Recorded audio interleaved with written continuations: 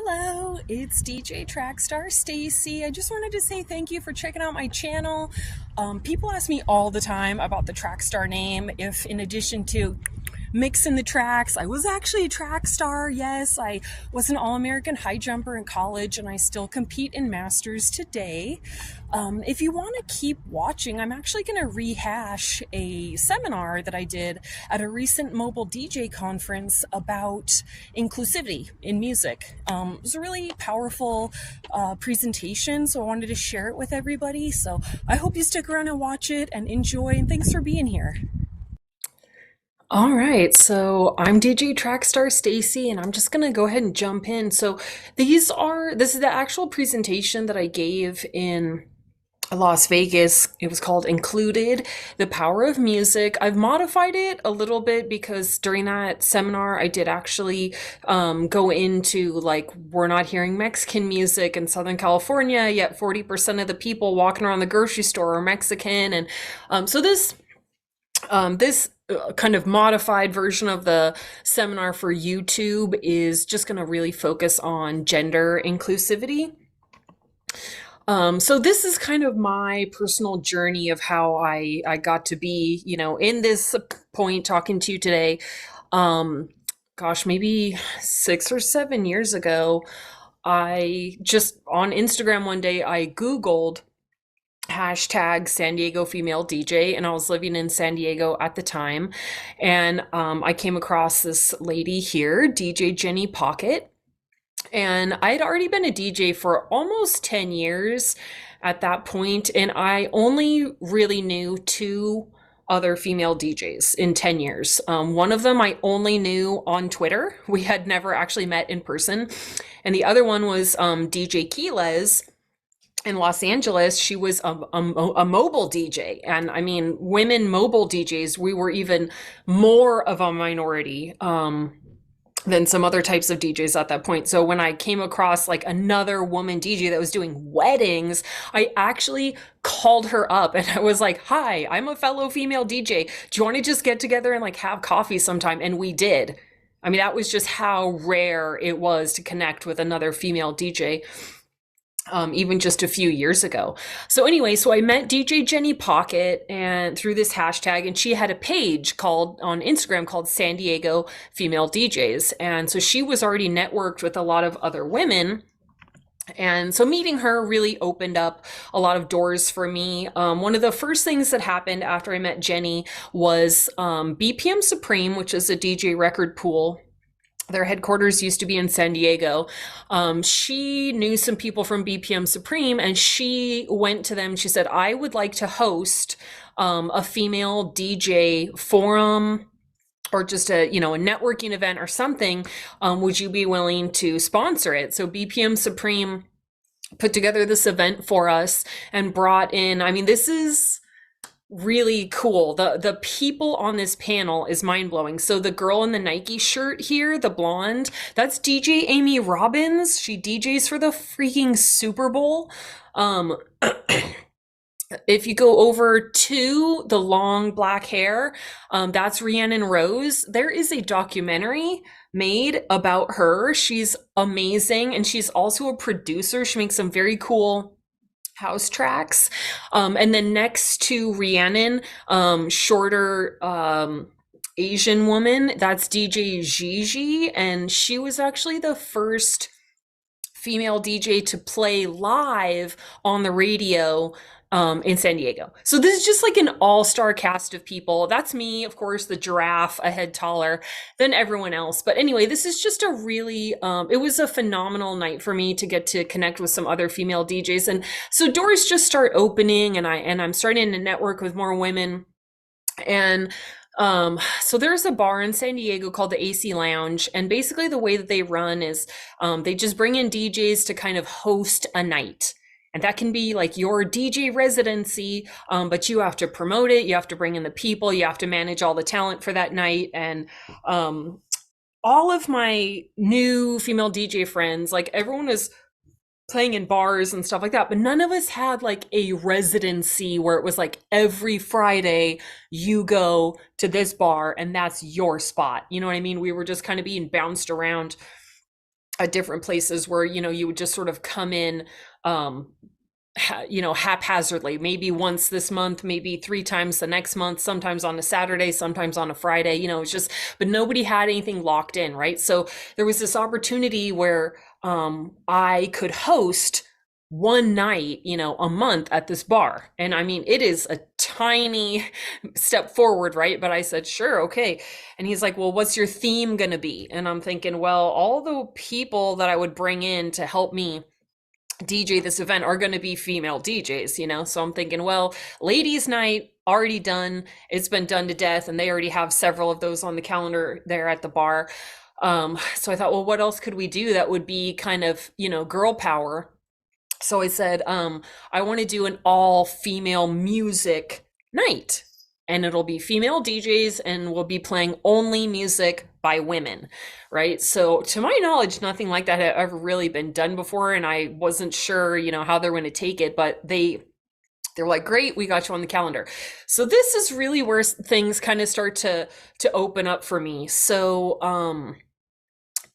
I play like half of the night, and then I would have a guest DJ the other half of the night, right? After the first couple of Diva Tuesdays, I realized I had to start telling the guest DJs, you need to prepare a playlist. You're going to run out of good, dance party music by women. You're going to run out of stuff like after the first hour, and you're going to be scrambling. You're going to be digging through crates, and you know what I mean? And I realized how many people, and I mean, these are people that are playing regularly at like lesbian bars. There's all girls in the audience, all girl DJ. You know what I mean? Like, these are people that got women music on lock, and we are running out of music by women to fill up 2 hours. It was just crazy. It was crazy.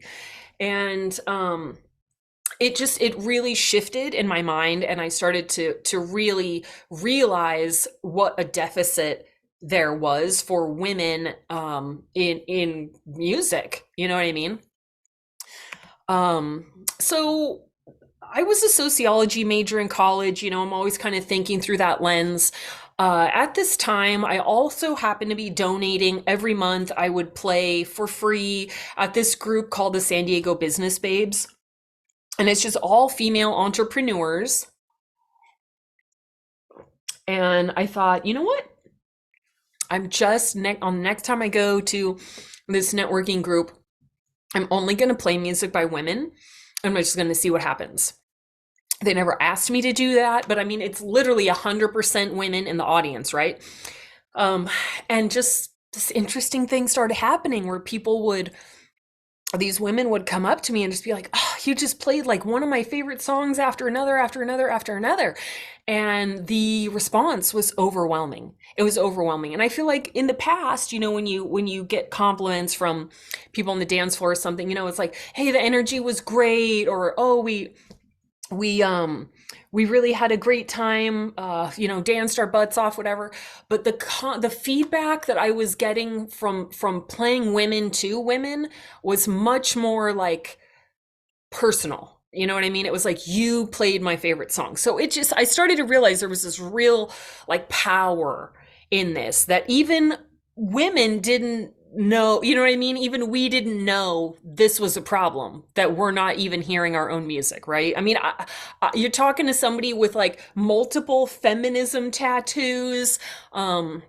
I have like the woman sign with the fist in it tattooed on my ovary. Like, I'm a hardcore feminist, and I did not realize this until I already been a DJ for like over 10 years. I mean, just ridiculous, right? So anyway, so 2 years ago, I was involved in a conference.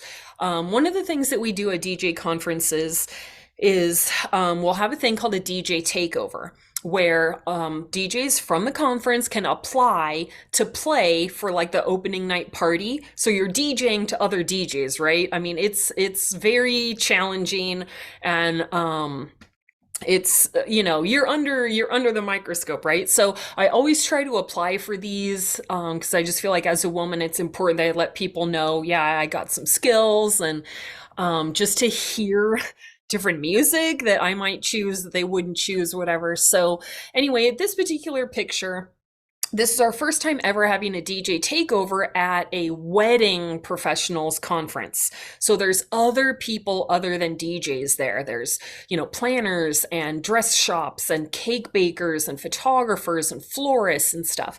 So normally at these DJ takeovers, right, it's an all DJ audience was like 90% men. Well, at this wedding conference, most wedding professionals are women. So we got like an 80% woman audience. So I'm very excited because I can do another social experiment here and play only female music to this primarily female audience, right? So this is the beginning of my set. The party has already been going on at this point for like 2 hours. So it's like maybe 9 o'clock. It's still kind of early, but the party's already been going on for a while. And as you can see, we got parking on the dance floor. People are not looking at the music. They're standing around talking. They're bored. The party is, at this point, we were starting to worry like this is not going to take off. No one's going to dance.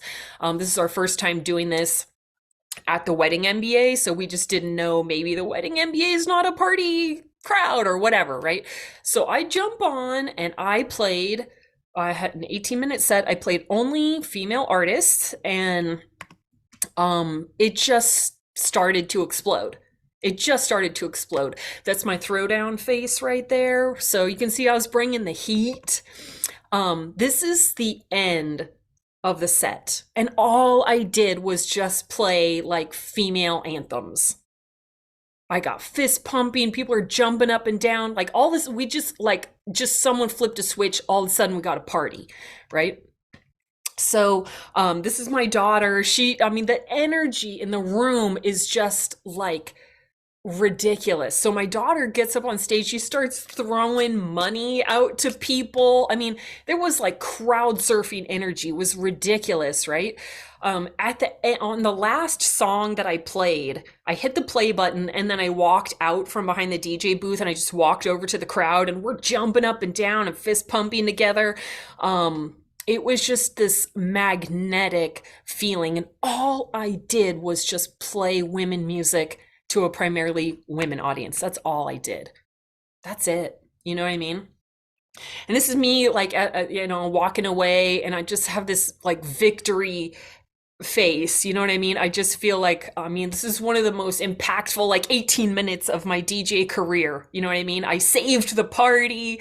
I got a huge hug from the one of the hosts was a female DJ friend of mine, DJ Tori V. She was one of the other women playing. There was 3 of us playing on the team that night, and she was one of the other ones. But it just like lit a fire in the room, and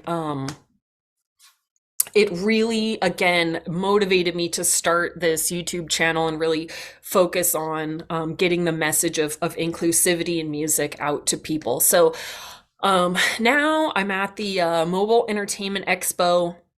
This was 2 years ago at the Mobile Entertainment Expo in Las Vegas, and I'm doing the presentation on inclusivity. That's my daughter again there with me.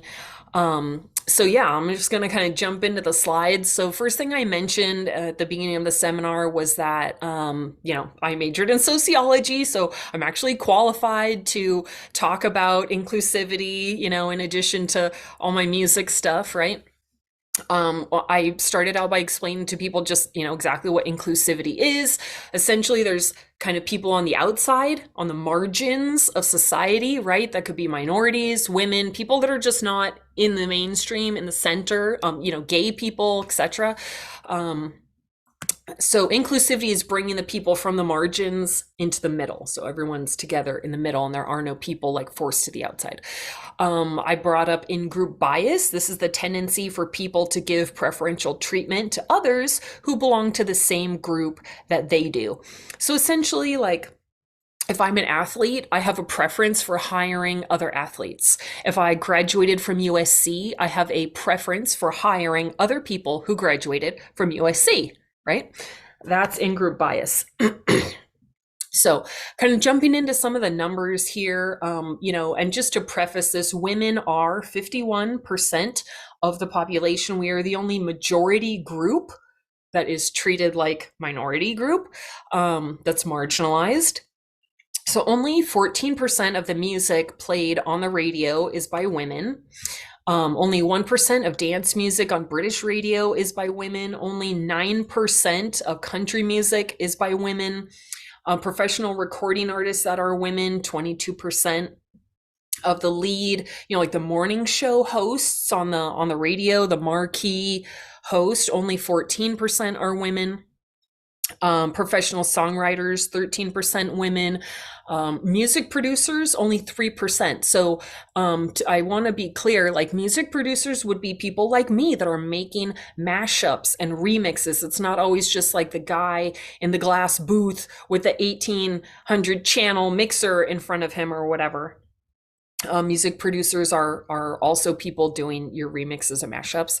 14% of record executives are women. This is interesting because country music is really known for being like the most conservative kind of family in music, right? 83% of people listening to country music want to hear more female artists.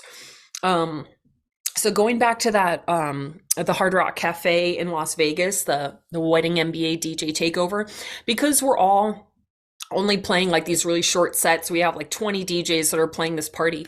We made a spreadsheet and everybody wrote down what songs they were going to play so that we could make sure we weren't playing, I don't know, Bad Bunny, that everyone wasn't playing the same Bad Bunny song or whatever. We wanted to make sure we were playing different music so that people weren't going to be hearing the same 15 songs over and over again. So I analyzed that spreadsheet to see what music was being played, right? So again, we have this sort of 80%, 85% female audience at the Wedding MBA, but only 32% of the music that we played to a primarily female audience was music by women.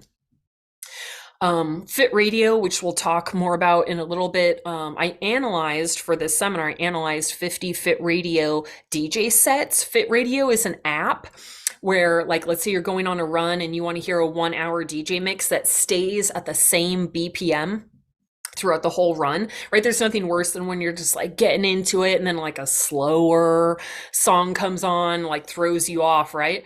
It's like all of a sudden you're running through mud. So on Fit Radio, they have sets that are specifically made for working out and everything. But on Fit Radio, I went through 50 of their DJ sets and looked at the number of songs by women. It was only 23%. Even though it's a all female office and everything running Fit Radio, the number of DJs on Fit Radio that are women was 8%. On Pitbull's Globalization on Sirius XM, only 4% is hosted by a woman.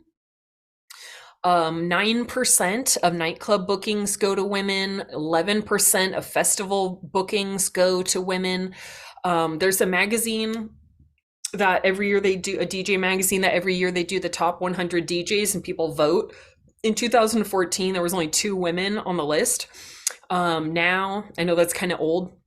Now I think it's maybe up to 6 women or whatever, but I mean, still the numbers are just like disgustingly low. So there's actually another magazine called DJing, and that magazine ranks the top 100 female DJs since we're just not on the radar of the other magazine. Now, my software here would not allow me to do a graph with 0%, so I had to kind of word this one opposite. The percent of resident music editors at major DJ record pools that are men, 100%. There are no women editing your music. Now, I want to explain what that means so you can understand. DJs don't play the radio version of a song. What happens is the artist makes a song, they make the radio edit, like a clean and dirty or whatever. And then DJs, we take the music and we make it DJ friendly. Okay, we make DJ edits. So we make a long instrumental intro, a long instrumental outro. We make a clean version, dirty version, a short version, an extended version, etc. Remixes and so forth. So there are these sites that you can join. They're called record pools, and DJs, we don't pay per song for our music. Like on Amazon, you buy one song at a time, or on iTunes or whatever. In the record pools, you have a membership and you pay one flat fee every month. And then you can, depending on what membership you have, what plan you have, you can download unlimited number of songs every month, or you can download, up to 100 songs a month or whatever, but you're not paying per download. So in these record pools, DJs, we take all the new music and we make it DJ friendly, and then other DJs, we get the DJ versions of the songs, right? So anytime you're listening to, you're at a wedding, you're listening to a DJ, you're at a nightclub listening to a DJ, you're listening to like Pitbull's Globalization or another station on the radio that plays an actual mixing DJ's set, all of that music, 100% of that music was edited by a man. Okay. So as I did the research for this seminar, I found some really interesting stuff from Spotify. Spotify is always, studying what users are doing, and they found that 25% of music artists are essentially only being listened to by one gender or the other, and they referred to these as gender skewing artists. Now, I think this is really important for this conversation because you're going to see why the music we're hearing is not balanced, okay? So the gender skewing artists, in other words, artists that are only being listened to by women, are going to be like Beyonce, Pink, Adele, Taylor Swift, Miley Cyrus, Lady Gaga, Alicia Keys, Justin Bieber. I think probably also Harry Styles, Demi Lovato, Shakira, Britney Spears, One Direction, Christina Aguilera, Kesha, Ciara, Jennifer Lopez, Avril Lavigne, Nicki Minaj. Okay, so these are artists that are being underplayed, generally speaking, by DJs, okay, by the DJ community at large. Now, the artists that are being overplayed, that are male gender skewing artists, are going to be like Jay-Z, Drake, Lil Wayne, Imagine Dragons, Bob Marley, Kendrick Lamar, Wiz Khalifa, Avicii, T.I., J. Cole, Linkin Park, Kid Cudi. Now, I think this is really interesting because I'm thinking like J. Cole?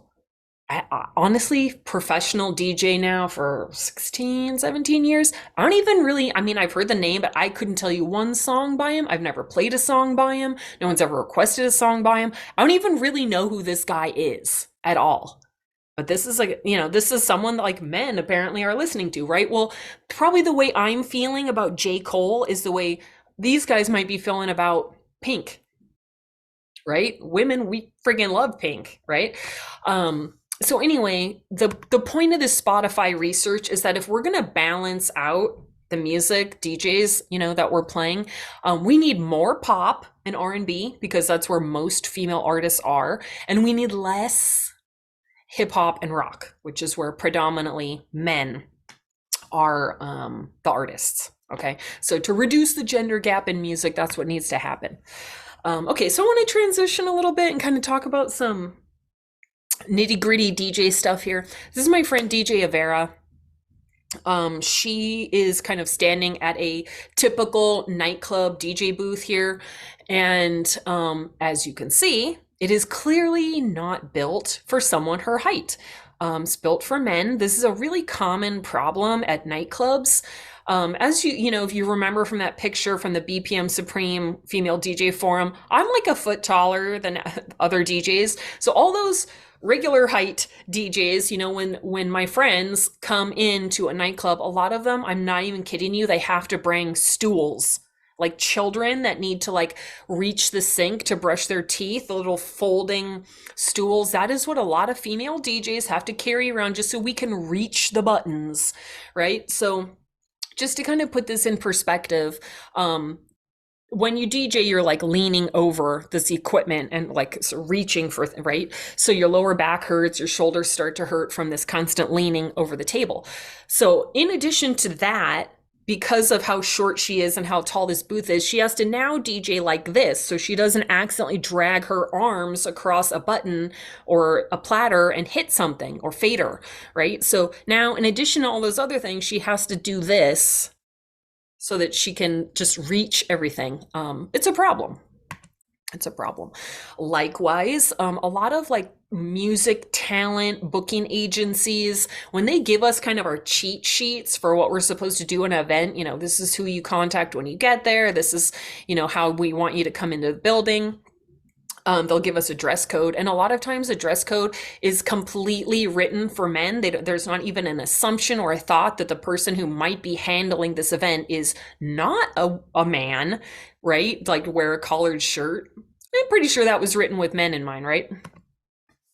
On top of that, like, let's talk about bro culture in music, because people will say like, oh, in music it's all about who you know. Yeah, that's true, but what that really is bro culture. So let's talk about how DJs are hired at places like casinos, hotels, bars, nightclubs. It's bro culture largely. Okay. So just to put this in perspective, like, let's say you're the manager of the hotel and you need cleaning staff. Essentially what would happen would be like, you'd say, oh, okay, well, I'm going to hire one cleaning lady, and then I'm going to tell that lady, just bring in your friends who like to clean. I'm going to just pay you all the money for the cleaning budget, and then you can just disperse it how you see fit among your friends. And, however, whatever way you guys want to clean things, or however you want to, if you want to use this cleaning product or that's, whatever. It's just, you guys just do it yourselves. We're not going to have anything to do with it. There's not going to be any oversight. Just run it yourself. Okay. That's essentially what's happening with DJs. Okay, so casinos, bars, nightclubs, hotels, you need to hire DJs the same way that you hire anyone else. You look at a resume, okay? A DJ resume is it's called a press kit, or an EPK, an electronic press kit. You need to ask the DJ to see that, and then you need to bring them in for an audition, just like any other job, okay? Bro culture can just not be the way that DJs are being hired anymore, because you are not going to bring in a diverse crew of people. You're going to end up bringing in a bunch of bros. Okay, people are just going to invite their friends, and that's going to be what it's going to be. Okay. So one of the cool things that I came across putting together the research for this seminar was this article by Forbes, talked about the new consumer gatekeepers, inside the hidden power of the DJ industry.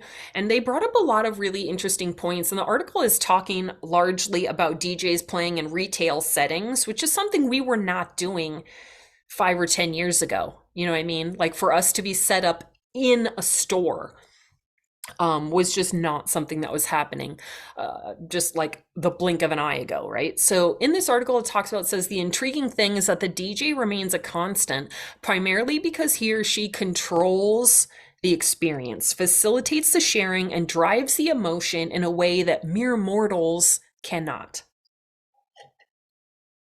So if you think about it, like, look at the amount of power that a publisher has, for example, a book publisher, right? There are these gatekeepers deciding what kind of written words, what kind of printed material, what kind of information other people get to access, right? So if they decide not to publish any books by women, or books by Black people, or books from the LGBTQ community, or whatever, right? They're this gatekeeper. Well, in the same way, DJs are gatekeepers. I decide to download or not download this song. I decide to play or not play this song. I am a gatekeeper. I'm like in charge of so much of the culture, right? Music is like the pulse of our culture, right? It's huge. It's everything. The DJ will become even more vital in creating an ambience that is saturated in experience, right? You're only going to see more and more DJs in retail stores, at the gym, right? We're everywhere now. The DJ Powerati, I love that term, by the way. I think we should like get tattoos. I like the DJ Powerati. The DJ Powerati creating a dynamic impact on our culture and business today. The DJ is not only driving a new level of experience and sales, but are definitely tastemakers at a level that can be deeply potent. And I'm going to talk about that power a little bit later in the seminar. But it gets you thinking, right? Like, DJs, so often we're just like the punchline of a joke. I've heard so many like stand-up comedy routines. Like, I just heard one by Michelle Wolf. And she's like, oh, every guy I know under 30 is also a DJ. Ha ha ha. Like, we're so used to being punchlines. But if you actually take a step back and look at what we do, we have a tremendous amount of power, right? To make people feel seen or not seen, or to give people dopamine or not, right? It's crazy. Okay, so we talk a little bit about just what music does for people, what DJs are selling to people. We are selling them pleasure hormones, reducing stress and anxiety, controlling a fight or flight response. This is people's trauma responses.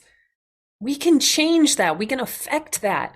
Moderate volume music improves creativity, reduces cortisol, blood pressure, and heart rate. Literally, someone drops dead of a heart attack on your dance floor. You can throw in an Enya song for them and be like, I helped, right?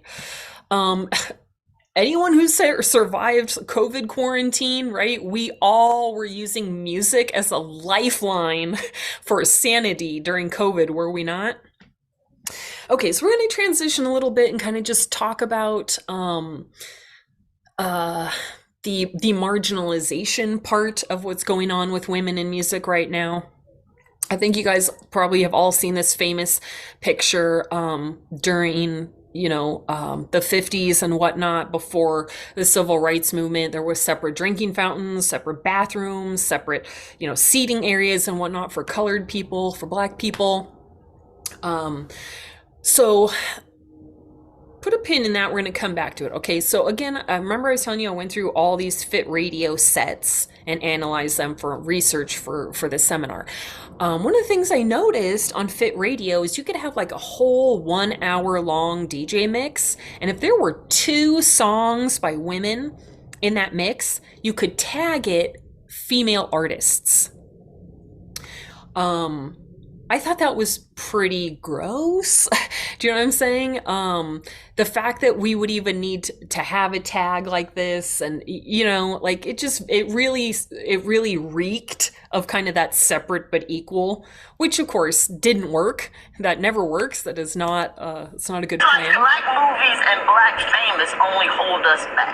Okay, so what I mean by what I know, but so for them, for the white people in the audience.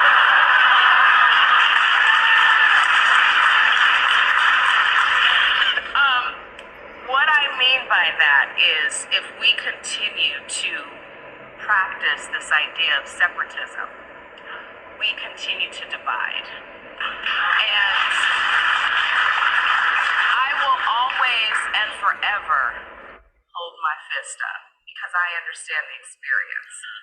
But I also believe that the more we understand about one another and the more accepting we are of one another, this thing called art should be representative of all of us. That's from the Daily Show, and I wanted to include that because I just think it's I love what she says, but it's so important that we understand how deeply art and being seen or not seen impacts people, and that when we're playing music, we're doing so much more than playing music, right? So when we have terms like Black movies, which is what she's talking about, it's really no different than saying like, oh, right, there's regular movies that are in the mainstream, and then around the margins are the Black movies and the chick flicks, right? It's the same thing with the separate water fountain, right? So we have things like the Diva Hour on Pitbull's Globalization, which my friend Jenny Pocket, the one who was on the very first slide of the seminar, she was actually on that last night, which is really, really cool. My friend Nick Spinelli, he's a really popular mobile DJ, but he has spoken openly on his YouTube and conferences and stuff about how in his DJ folders, we call them crates, in the folders that he has in his DJ software, he has one called White Girl Bangers. And that bothers me on a number of levels, because who is opening the dance floor at 99% of the events we're having, whether it's a wedding or a nightclub or bar or whatever, a party? It's women. Women are starting the dancing. Women are keeping the dancing going. And we're doing it with music that is not our music. Right? Our music is marginalized in this other folder called White Girl Bangers, right? Other DJs have like a girls' night folder. For myself, I have a Fem Gems folder, right? But what I'm asking DJs to do, this is my challenge. If you're a DJ and you're watching this, take the songs that are in your girls' night folder and move them into your party anthems folder. Take them from the margins and put them in the center. Okay? Again, women are starting your dance floor. We're keeping your dance floor going. Okay? We deserve that. We've earned it. So, you don't need to get rid of the girls' night folder because, you'll find yourself at that all women's conference or whatever again, and you want to make sure you have that music lined up and stuff. But when you're at that mixed crowd event, please don't put our music in a separate folder. Okay, let one water fountain right there for everybody. Okay. So just like talking about kind of what representation does for people, what it means for people. Positive media representation can be helpful in increasing self-esteem for people of marginalized groups, especially youth. This is where the thing for me that really sticks out, again, being in Southern California, I play at Nordstrom all the time, and I play cumbias. That is Mexican music. For those of you who don't live in the area or whatever, don't have a lot of Mexican culture around you. I play, Sonora Dinamita, Mana, La Hora León, Los Angeles Azules, like in a place like Nordstrom. And people walk in and they just, their eye, you see the grandma's eyes just fall out of her face. She's been coming to Nordstrom for like 50 years or whatever, and she's never been seen there musically. She's never existed there. One song is all it takes. And just, I'm telling you, the powerful look on people's faces. Kids, these girls, little girls will come around the corner and they'll see you standing there and they're just like, the mouths gape open. It's a very powerful, like, moving thing. The more exposure that people had to groups who were different from them, the less likely they were to maintain prejudice, right? Maybe we can chip away little by little at the rape culture or at the misogyny in music, in lyrics, in music videos. We can chip away at that a little at a time, when people hear women's perspectives and women's stories and women's voices more on the radio. Representation should be intentional. People in power should aim. People in power, okay? The DJ Powerati, yes? People in power should aim for their content to reflect their audiences, especially if they know that doing so could assist in increasing people's self-esteem and wellness. Well, we already know, as the DJ, we're giving out stress relievers, creativity, we're bringing heart rates down, we're helping with a fight or flight response, we're giving people pleasure hormones, right? We're doing a lot of things. It does matter, and it has to be intentional. It's not just going to happen by accident. Improving diversity among your workforce helps to prevent groupthink, the echo chamber that arises when team members all think the same way, resulting in limited solutions, right? So if at your hotel, your casino, on your DJ company, if everyone's a white guy, if everyone's a young guy, then you probably have groupthink going on. I want to give you an example of that. A lot of times you go to a bar, a club, a casino, whatever, to play for the first time, and you'll be like, what do you want me to play? And sometimes this is a classic rock place. Okay, great, cool. Other times, the majority of the time, what you will be told is, it's hip hop. We play hip hop here. Okay, well, what I have noticed, this happened to be a couple of times, I'll tell you one of the most recent incidences. I'll get to that in a second. Okay, so a friend of mine manages talent at a couple of clubs in downtown San Diego. He had a last minute cancellation, and he called me with like 3 hours notice. So I don't have time to go to this club the night before and see what music is being played and do my research. I just have to show up cold and like figure it out. So I asked him while I'm driving there, what music do I play? He's like, it's hip hop. Okay, great. Well, I get to the club and there are like 8 bachelorette parties happening. It's all young ladies. And Yeah, of course, there's some men in there and stuff, but I mean, there are quite a lot of rambunctious bachelorette parties happening. They're wearing the veils and they've got like the bride shirts on and whatever. And I thought, this is not a hip hop crowd or club or whatever. I mean, yes, of course, there's going to be some of that mixed in, but if I'm looking around, I see a lot of Mexican people. Some may not be from Mexico, just Hispanic, but again, we are an hour from the Mexican border. They're probably Mexican, okay?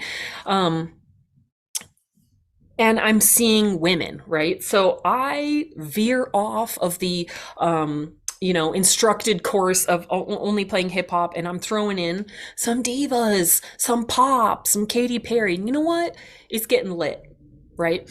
And 2 hours or whatever into the set, the guy that booked me walks in, and he could see that I'm not playing hip hop. At the moment when he walked in, I was playing "I Love Rock and Roll" by Joan Jett, and fist pumping, right? Great party anthem, but I'm not playing hip hop at all. And the bartenders are loving it, the girls in the audience are loving it. And my point of this story is, you might not even know what your crowd in your bar, in your casino really likes unless you have brought in different DJs to play different things for them.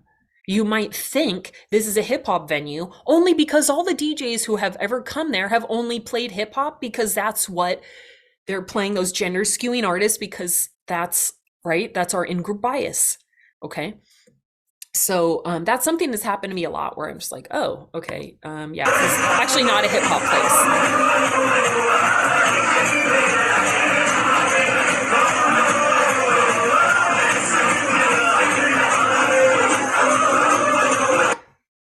Okay, so what the heck is this, right? So my friend DJ Washburn, he lives in Ithaca, New York, and he's Korean. And him and I have talked a lot about inclusivity in music and stuff like that. And one of the things that he noticed at his bar gigs in Ithaca, which is where Cornell is located, they have a lot of Indian students there. What he noticed is, I'm out at my different bar residencies, and there's just like so many Indian people, like an overwhelming majority of Indian people. And I don't know any Bollywood music. I don't know. Would they like that? I don't know, right? So, and this is what I encourage you to do if you want to, jump on this cause and start helping better representation in music, okay? He contacted an Indian DJ friend of his, and he said, just one song. I'm just going to try one song. I'm going to go out on the limb. I don't know anything about Bollywood music. Tell me, in this situation, what one song would you recommend that I play? So this guy told him the song, and this is that moment where, for the first time ever, he never played Bollywood, doesn't know Bollywood, but he had the courage to go out on the limb and play that one Bollywood song and let, half of the people in this bar feel seen, feel acknowledged, to exist for the first time ever in all the time that they've been coming to this bar. And as you can see, the response was like tangible. I mean, the roof is just coming right off of this bar, right? Just a really exciting milestone in a DJ's career, when you can start using the power that you have with good intention and responsibility and create moments for people like this. So as we're starting to wrap it up here, the top like gender skewing artists for women is going to be Rihanna, Bruno, Beyonce, Katy Perry, and Pink. And I feel like, honestly, guys, you don't play enough Katy Perry. You don't play enough Pink. You need to get on that. Okay. You need to get on that. Okay, so I want to end by talking about this thing called the payola scandal. If you watched the Elvis movie that came out, I think it was like 2 years ago, you saw some of that payola scandal happening in the Elvis movie with Colonel Tom Parker. Immediately, Colonel Tom Parker says, "Wait a minute, a white face on black music? Right? That's what we need. We'll be billionaires." And he was right. Okay. So payola just means bribe. Essentially, this is like a bribing scandal for DJs. But anyway, so let's talk about how Black people have been treated in music with like this payola scandal and everything. So still currently today, right now, today, when you walk into a nightclub, you're going to see signs like this that say no ghetto gear, no FUBU, no South Pole, right? Brands of clothing primarily worn by Black people. Not welcome. Okay. I don't know how this is any different than sort of, like golf is only for men, right? I don't know if you guys know, but golf stands for gentlemen only, ladies forbidden. That's what golf is, right? It's very exclusive, right? So same thing at nightclubs. Like, we don't want clothes that are associated with Black people in here. This is another common thing that happens. This is kind of a cheat sheet from a casino I used to play at, and they would just openly no hip hop. This happens at a lot of bars. You would be surprised. And essentially, it's like saying it's not really the hip hop they don't want, it's the people that listen to hip hop that they don't want coming into the bar. And it's, quite frankly, it's disgusting. And especially because you're asking me to make a party atmosphere. I'm sorry, but hip hop is an essential ingredient if you want me to create a party in this bar. I need to be able to play hip hop, right? Okay, so the payola scandal is what you saw at the beginning of the Elvis movie, or it's even also in the Richie Valens movie, where your record label, your manager, they walk into the radio station, they hand your record with $100 over to the DJ, and like, can you please get this on, right? And DJs were just openly taking bribes to play this music or to not play that music, right? You just, this is Dick Clark here being called to Congress to testify about bribes that he took during this payola scandal. It was a huge thing. The FCC was involved, the president was involved. Again, what DJs do, we are affecting the culture. Like, they're not bringing in florists and, cake bakers or whatever to testify in Congress because you're affecting the culture. Okay, that's not happening. It's DJs. So here, there's some research done on the payola scandal. It says the situation worsened for Black performers after DJs lost their power to promote certain types of music with increased airplay.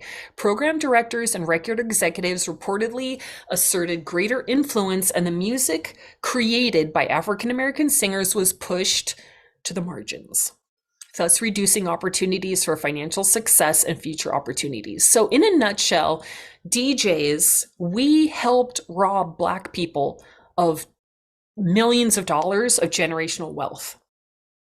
Okay, we have that power in our hands, and right now we are robbing women of that same generational wealth. Okay, so an example would be like, hey, DJ, could you play the Pat Boone version of Tutti Frutti instead of the Little Richard version? Okay, that's the scandal. That's what happened. If you're really interested in this topic, and I hope that you are, and you want to learn more about it, I really recommend checking out this report that gets done annually. It's called Be the Change, and it's by TuneCore and Media Research. It's a free PDF download on their website. You can just Google it. It's available in like Spanish, French, and English. And it's written in like a magazine style. It's really easy to read, but I definitely recommend that you check that out. But one of the things that they talk about, of course, in their research is the wage gap. So the wage gap, like across all industries, right? Women are still making like 30% less than men, blah, blah, blah. And, Black men make more than white women. Asian men make more than white women. Hispanic men make more than white women, right? So anyway, if you look at the music industry, again, the numbers for women are just ridiculous, but the wage gap is also off the charts. And like in this particular slide, it talks about like how many women found out that they were being underpaid, like they discovered that gap. And for the most part, it says only 27% of the creators in the music industry are even aware that they're being underpaid, right? Because none of those numbers are transparent, what different people are getting on their contracts and stuff. I don't know what other DJs are booking for unless it's a personal friend of mine and we talk about it, right? So digging a little bit deeper, I looked into like the gig economy. right? DJs, trios, singers for birthday parties, whatever. Like, we're all in the gig economy. We're self-employed, okay? So the wage gap in the gig economy is actually greater than the overall wage gap. So when men are in general making 48% more money than women in certain sectors of the gig economy. And then here we're looking at a self-employed wage gap just around the world. The United States has the biggest self-employed wage gap, with men making 56% more money than self-employed women. And that's, creatives, musicians, writers, stuff like that, really.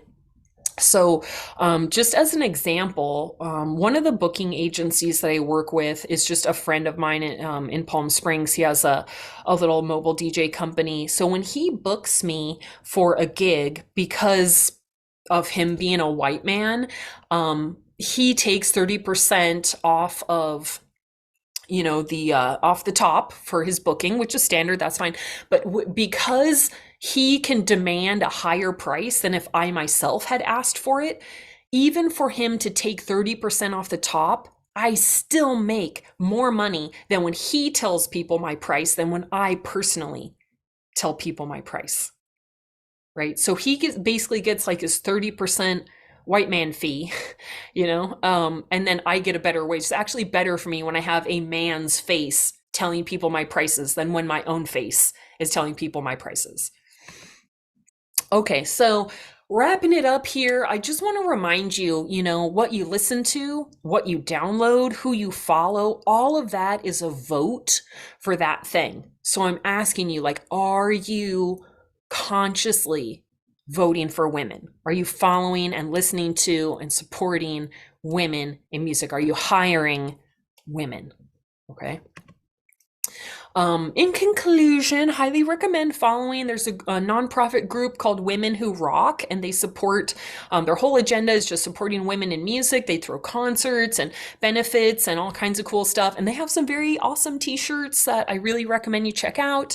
All the research that I mentioned in this video will be listed in the comments below. I also have an Amazon store with some very cute shirts that are kind of in line with these shirts, and I recommend that you check that out. My challenge to the DJs watching again is take that girls' night crate and put it in your party bangers crate, and also just please make a conscious effort to make sure that the demographic of the music that you're playing matches the demographic of the audience in front of you. And then you can also check out the community tab here on my YouTube profile. I always post other female DJ mixes and news about women in music and stuff like that. So it's a really great place to start if you want to jump on board with this cause here. So thank you so much for watching. Really appreciate your time. I know you're busy, and just kind of going to end on a happy note here. So this is the last slide. When I finished doing my inclusivity seminar at the Mobile Entertainment Expo, I actually got a standing ovation.